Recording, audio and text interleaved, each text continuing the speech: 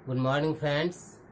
हम लोग आज CTET 2020 की तैयारी में बाल विकास और शिक्षण शास्त्र CDP के अंतर्गत जो सबसे महत्वपूर्ण हमारा चैप्टर है विकास की अवधारणा और अधिगम से संबंध, concept of development and it's relationship with learning, इसके बारे में हम लोग देखेंगे और जानेंगे कि किस तरह से यह चैप्टर CTET के लिए काफी महत्वपूर्ण रहा है।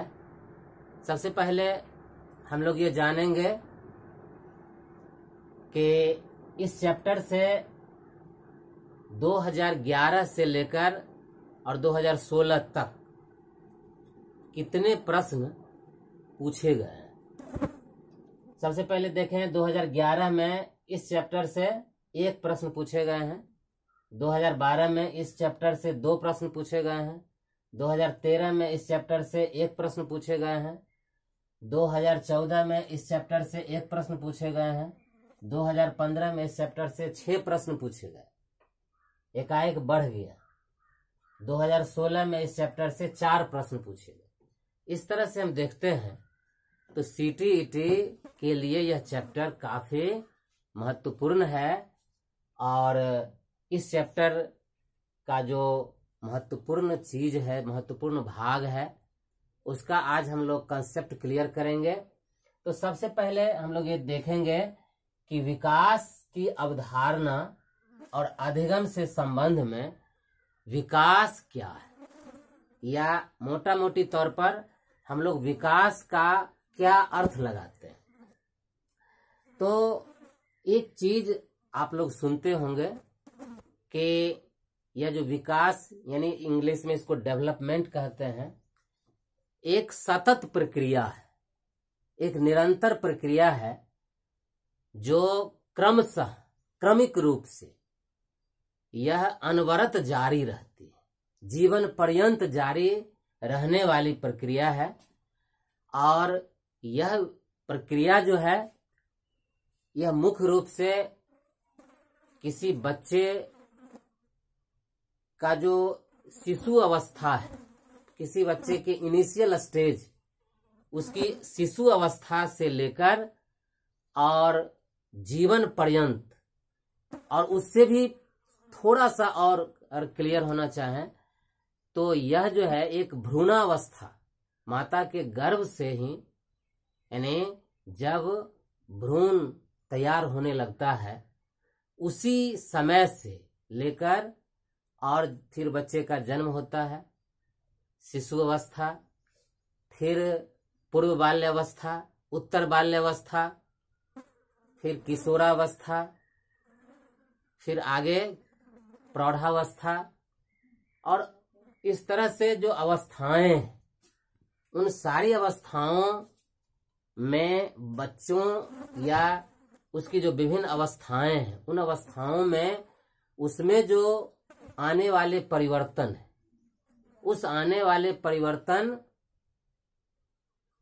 में मात्रात्मक और गुणात्मक दोनों परिवर्तन इस विकास के अंतर्गत आते हैं। मुख्य रूप से अगर कहा जाए तो विकास के अंतर्गत गुणात्मक परिवर्तन को हम लोग अध्ययन करते हैं। मात्रात्मक परिवर्तन वृद्धि के अंतर्गत हम लोग उसका अध्ययन करते हैं। लेकिन अगर मुख्य तौर पर कहा जाए तो विकास में वृद्धि निहित है, अंतर्निहित है, यानी विकास का एक भाग जो है वह वृद्धि है। हालांकि दोनों में अंतर है। विकास एक व्यापक अर्थ में प्रयुक्त होता है, उसका काफी विस्तृत अर्थ होता है, जबकि वृद्धि जो है उसका छोटा अर्थ होता है, संकुचित अर्थ में प्रयुक्त होता है। तो सबसे पहले हम लोग इस कंसेप्ट को क्लियर कर लेंगे कि विकास की अवधारणा क्या है और फिर विकास के अभिलक्षण क्या है। इस कंसेप्ट को क्लियर करने के बाद हम लोग विकास की अवस्थाएं देखेंगे और फिर विकास और वृद्धि में अंतर भी देखेंगे। बारी बारी से हम लोग कंसेप्ट क्लियर करेंगे।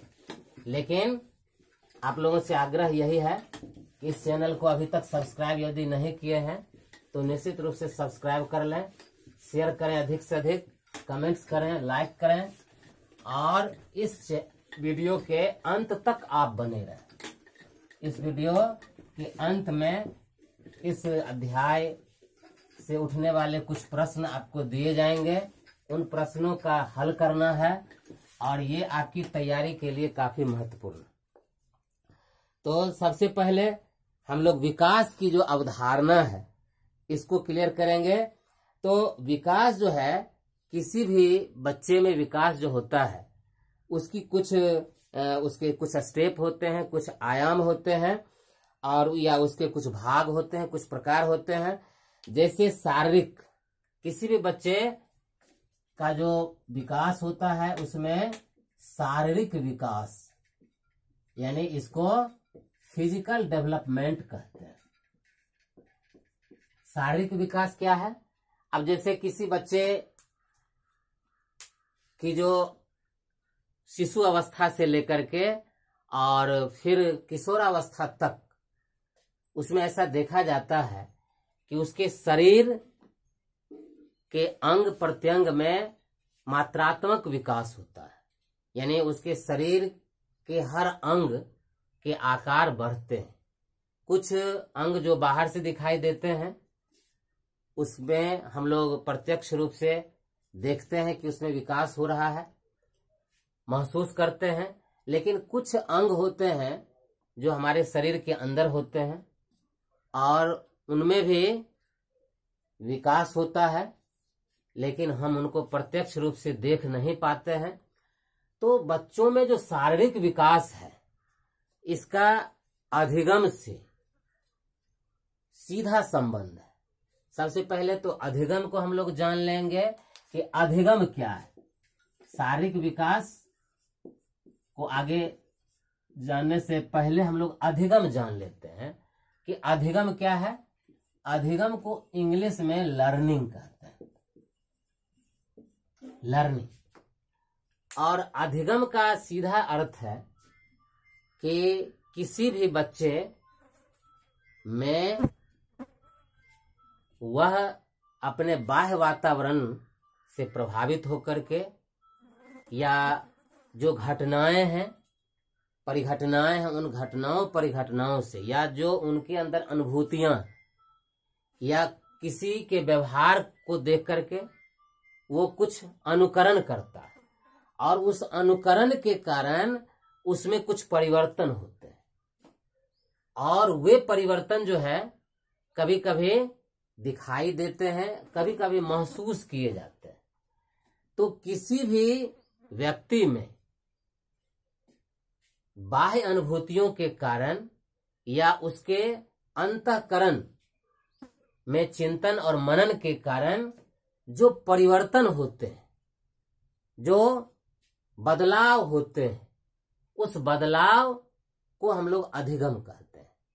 अधिगम को इंग्लिश में लर्निंग कहते हैं। लर्निंग का मतलब सीखना होता है और सीखने का मतलब हुआ कि किसी भी चीज को जब देख करके, सुन करके, समझ करके बच्चे उसको अपने व्यवहार में ढाल लेते हैं, उसको अपने जीवन में उतार लेते हैं और उसमें व्यवहारिक रूप से परिवर्तन आ जाता है। तो इस तरह का जो परिवर्तन, इस तरह का जो बदलाव है, यही अधिगम कहलाता है या लर्निंग कहलाता है। कभी कभी क्या होता है कि हम किसी बच्चे को कुछ सिखाते हैं या बच्चा कहीं से कुछ सीखता है, अनुभव से या बाह्य जो घटनाएं हैं उनसे, लेकिन वह सीखने के बाद अपने जीवन में उसको उतार नहीं पाता, उसके व्यवहार में परिवर्तन नहीं आ पाते, वो जैसा पहले था वैसा ही बाद में भी। तो इसे अधिगम हम लोग नहीं मान सकते। अधिगम तब होता है जब कोई भी लर्निंग, कोई भी जो बच्चा सीखता है उसको अपने जीवन में उतारता है, वही वास्तव में अधिगम कहलाता है। तो शारीरिक विकास जो है उसमें अधिगम से उसका जो संबंध है वह बिल्कुल प्रत्यक्ष है। अलग अलग अवस्थाओं में बच्चे अलग अलग चीजों को सीखते हैं। अब शिशु अवस्था में उनका अधिगम कुछ अलग तरीके का होता है, फिर बाल्यावस्था में उनका अधिगम का क्षेत्र कुछ बदल जाता है, किशोरावस्था में उनके अधिगम का क्षेत्र और बदल जाता है, और फिर उसके बाद के जो स्टेज होते हैं उसमें भी अधिगम का क्षेत्र बदल जाता है। तो बच्चों में जो शारीरिक विकास है, यह शारीरिक विकास को हम कई तौर पर देखते हैं कि वह प्रभावित होता है, बाह्य कारणों से प्रभावित होता है। इसमें हम लोग यह भी चर्चा करेंगे कि शारीरिक जो विकास है वह अब जैसे हेरिडिटी से, आनुवांशिक गुणों से प्रभावित होता है। जिस बच्चे के माता पिता अगर लंबे हैं या उनके पूर्वज यदि लंबे हैं कद के, तो स्वाभाविक है कि बच्चों में उस तरह के गुण का विकास होता है। वो बच्चा निश्चित रूप से लंबे कद का होता है। यदि मान लीजिए कि हेरिडिटी से अगर उसके पूर्वजों में कोई बीमारी रही है तो स्वाभाविक तौर पर उस बच्चे में वह बीमारी चली आती है और उससे उसका अधिगम प्रभावित होता है। यानी मानसिक, बच्चों में जो मानसिक विकास है वह भी एक तरह से कहा जाए तो बहुत हद तक हेरिडिटी पर भी निर्भर करता है। इस तरह से हम देखते हैं तो शारीरिक विकास जो है वह उस बच्चे के अधिगम के लिए काफी जरूरी है। अब यह जो विकास है यह पारिवारिक जो है वो कारण से है भी और परिवेश से भी। अगर बच्चों का परिवेश जैसा है उसके अनुसार उसका शारीरिक विकास, पोषण का स्तर जो है, पोषण अगर मान के चलिए कि अगर बच्चों का सही पोषण तत्व नहीं मिल पाता है उससे भी उनका शारीरिक विकास सही ढंग से नहीं हो पाता। और फिर जो है सूर्य का प्रकाश, स्वस्थ वातावरण या स्वच्छ पेयजल की व्यवस्था, ये सभी बाह्य कारण हैं जिससे भी उसके शारीरिक विकास प्रभावित होते हैं। और अगर शारीरिक विकास प्रभावित होते हैं तो उसका अधिगम भी प्रभावित होता है। तो शारीरिक विकास इसका एक भाग है और फिर उसका दूसरा भाग है क्रियात्मक विकास। बच्चों में जो विकास होते हैं उसको मोटर डेवलपमेंट कहते हैं। शारीरिक विकास के बाद क्रियात्मक विकास, यानी कहने का मतलब है कि कभी कभी जो होते हैं वो बच्चों में, जैसे मान लीजिए कि व्यक्ति के कार्य करने की शक्तियों, क्षमताओं या योग्यता, कोई भी बच्चा है, हर बच्चे के अपने अपने जो है उसकी कैपेबिलिटी होती है, कार्य करने की क्षमता अलग अलग होती है। तो धीरे धीरे उसमें क्रियात्मक जो विकास है, कार्य करने की क्षमता का जो विकास है, वह भी यह मतलब इस भाग में हम लोग उसका अध्ययन करते हैं। अब जैसे मान लीजिए कि क्रियात्मक शक्तियों, क्षमताओं या योग्यताओं का अर्थ होता है ऐसी शारीरिक गतिविधियां या क्रियाएं जिनको संपन्न करने के लिए मांसपेशियों या तंत्रिकाओं की गतिविधियों का सहारा लेना पड़ता है। यानी जैसे मान के चलिए कि अब जैसे कोई चीज उठाना है या एक जगह से दूसरे जगह किसी चीज को ले जाना है, यानी मतलब जो है वो एक तरह से कहा जाए तो ऐसी क्रियाएं जिसको निष्पादित करने के लिए तंत्रिका तंत्र, यानी कहने का मतलब है कि उसकी मांसपेशियों का सहारा लेना पड़ता है। यानी उसमें जो शारीरिक ताकत है, शारीरिक बल है, उसका सहारा लेना पड़ता है। तो इस तरह के गुणों का जो विकास है वह क्रियात्मक विकास के अंतर्गत आता है। अब है कि मानसिक विकास। मानसिक विकास का मतलब है मेंटल डेवलपमेंट, इसको इंग्लिश में कहेंगे। मानसिक विकास का मतलब है कि अब जैसे मान लीजिए कि अलग अलग अवस्थाओं में बच्चों में जो मानसिक स्तर है, मानसिक रूप से जो उसके विकास, अब जैसे मान लीजिए कि कल्पना करना, स्मरण करना, कोई चीज है उसको याद करना या अवलोकन करना, निरीक्षण करना। जैसे मान के चले कि कोई घटना घट रही है, प्रकृति में कोई घटना घट रही है, बच्चे उसको देख रहे हैं, उसको देखने के बाद उसके अंदर जो सोचने की प्रवृत्ति है, सोचने की जो ताकत है, उसका विकास होता है। वह अपने अनुसार उसका परिणाम प्राप्त करता है, रिजल्ट प्राप्त करता है। यानी कहने का मतलब है कि बच्चों में आकलन करने की क्षमता, वर्णन करने की जो क्षमता, वो समझने की क्षमता, तर्क करने की क्षमता, चिंतन करने की क्षमता, विश्लेषण करने की क्षमता, इस तरह की क्षमता का जो विकास होता है वह एक तरह से मानसिक विकास के अंतर्गत आता है। और जन्म के समय बालक में इस प्रकार की योग्यता का अभाव होता है। धीरे धीरे जब बच्चों की अवस्थाएं बढ़ती हैं, बच्चों की आयु बढ़ती है, तो इस मानसिक विकास का जो स्तर है वो बढ़ता चला जाता है। इस मानसिक विकास को हम लोग संज्ञानात्मक विकास भी कहते हैं। संज्ञानात्मक विकास का मतलब है कि उसमें यानी तथ्य को विश्लेषित करने की क्षमता, यानी संज्ञान लेने की जो क्षमता है। तो अब कोई बालक जो है मानसिक रूप से कमजोर है, तो एक शिक्षक को यह जानना पड़ता है, जानना चाहिए कि हमारे जो क्लास के बच्चे हैं मानसिक रूप से किस स्तर के।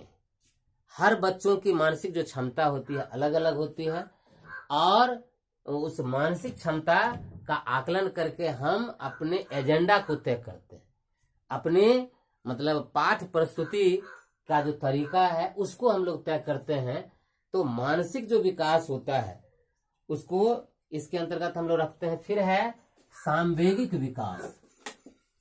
सांवेगिक विकास का मतलब है कि अब जैसे मान लीजिए कि भय, क्रोध, चिंता, तनाव, दबाव, तो इस तरह के जो विकास हैं, इस तरह के जो विकास हैं, यानी किसी बच्चे कोई देखेंगे कि बच्चा, बहुत ऐसे बच्चे हैं जिसमें जैसे आश्चर्य की भावना, स्नेह की भावना, घृणा की भावना, खुशी की भावना, इस तरह की जो भावनाएं, उसका भी विकास जो है अवस्था दर अवस्था होता जाता है। यानी शुरुआती दौर में जब हम देखते हैं कि कोई बच्चा है, वो अगर उसका कोई सामान, कोई खिलौना ले लेता है, तो वो क्या करता है कि झुंझलाहट व्यक्त करता है। तो वह जो है यह प्रकट कर रहा है कि उसमें सांवेगिक विकास हो रहा है।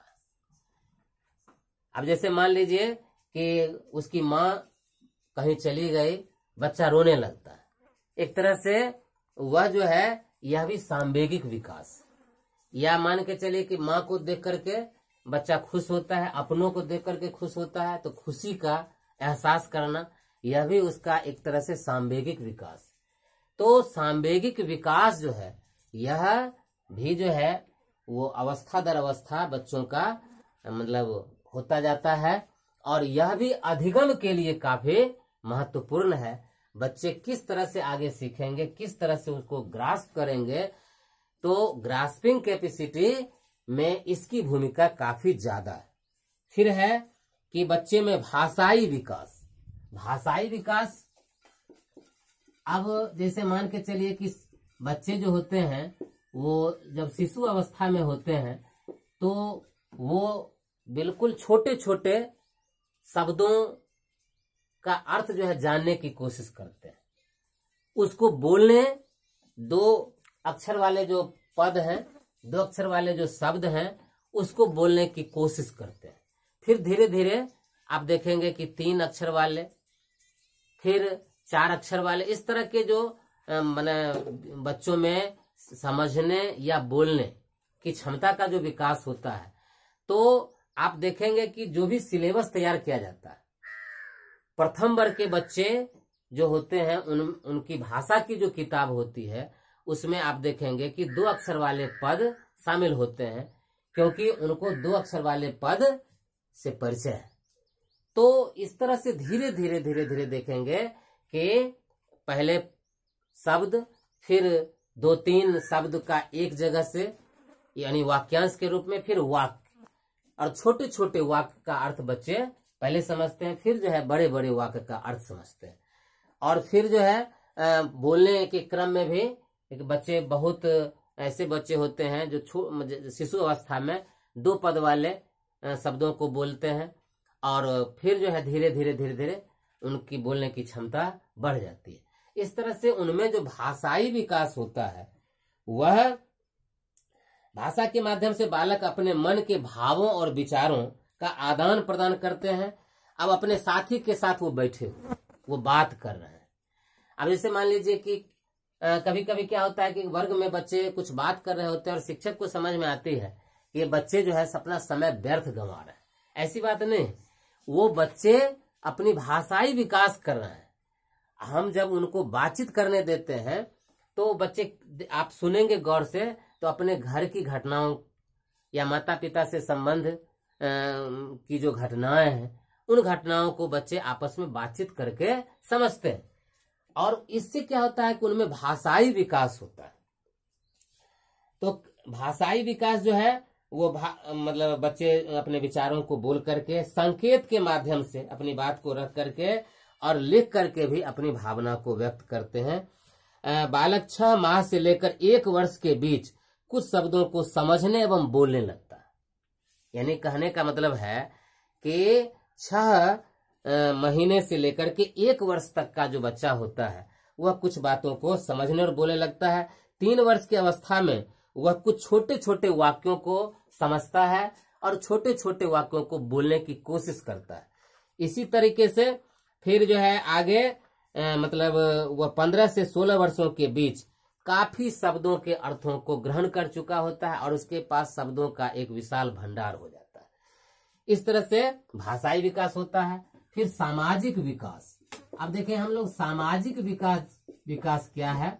सामाजिक विकास का मतलब है कि बच्चे जो है पहले वो परिवार में होते हैं, और परिवार में पहले माता पिता, फिर भाई बहन से घुलते मिलते हैं, और इस क्रम में क्या होता है कि इस क्रम में उनमें जो घुलने मिलने की जो क्षमता होती है धीरे धीरे डेवलप होता है।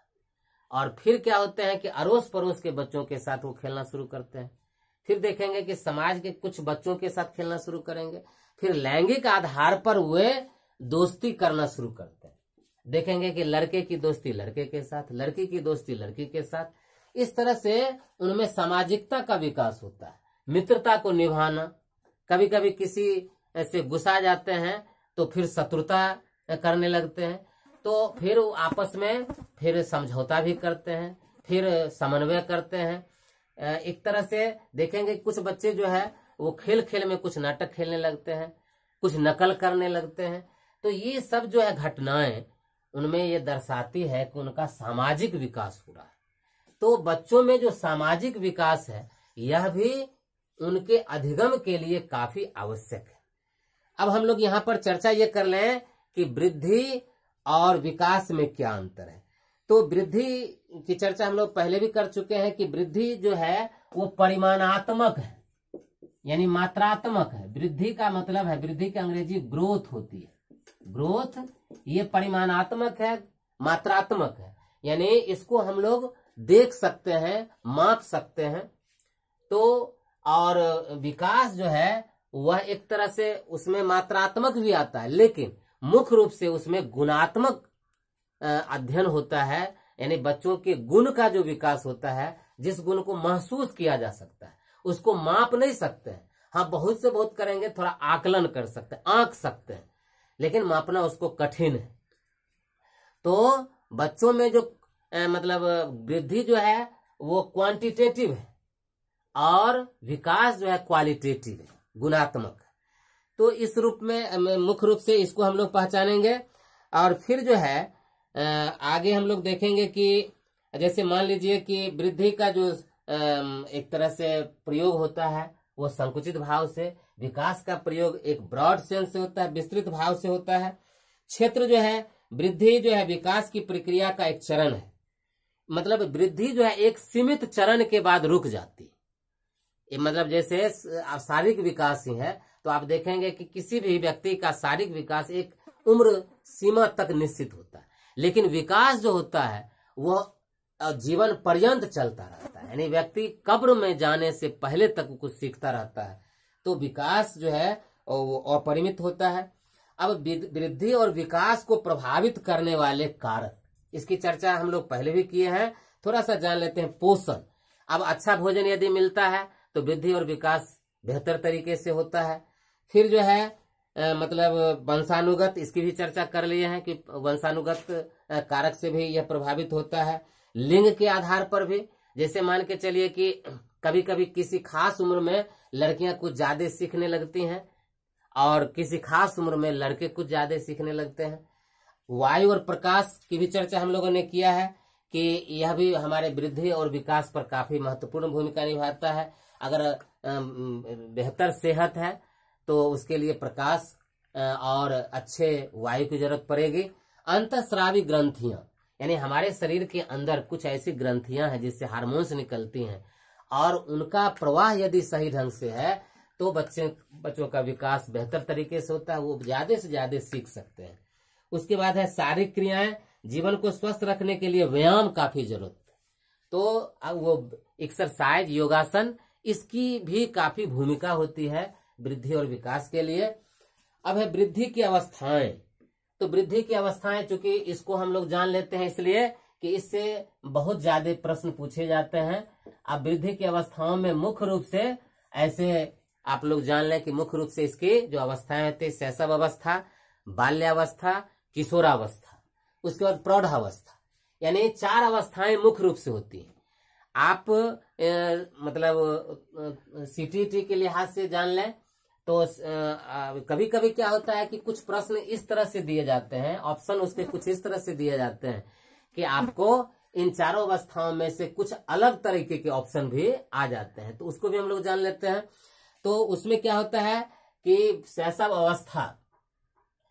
अवस्था के बाद जो बाल अवस्था है उसके 2 पार्ट कर दिए गए हैं। कहीं कहीं आप देखेंगे बाल अवस्था के 2 पार्ट क्या हो जाते हैं, तो एक हो जाता है यानी प्राक बाल्य अवस्था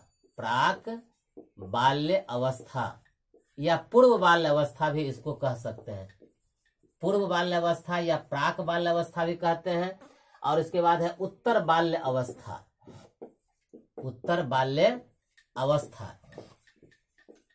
और फिर इसको आगे भी मतलब हम लोग ले जाते हैं इसको किशोरावस्था,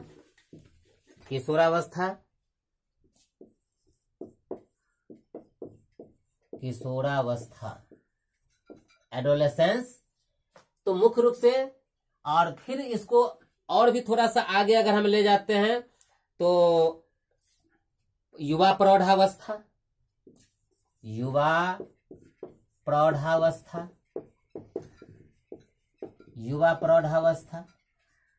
थोड़ा सा और यदि आगे ले जाएंगे परिपक्व प्रौढ़ावस्था,